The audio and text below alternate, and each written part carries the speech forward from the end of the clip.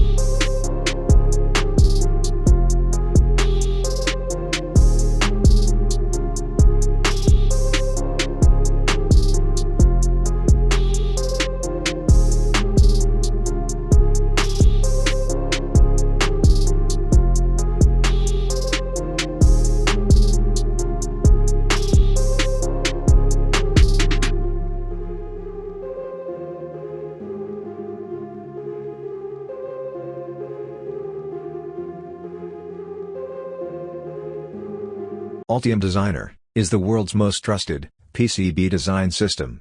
Altium Designer enables engineers to effortlessly connect with every facet of the electronics design process. Over 35 years of innovation and development focused on a truly unified design environment makes it the most widely used PCB design solution. With Altium Designer, You can create PCB designs with an intuitive and powerful interface that connects you to every aspect of the electronics design process. You can get Altium Designer for free through the link below the video in the description box. Register immediately to start designing your projects. Altium 365 Design, the fastest design review ever, allows you to share your designs from anywhere and with anyone with a single click. Also, you can trust Octopart, Electronic Component Insights experience to recommend the best components to fit your criteria, so you can focus more on problem solving and thinking creatively.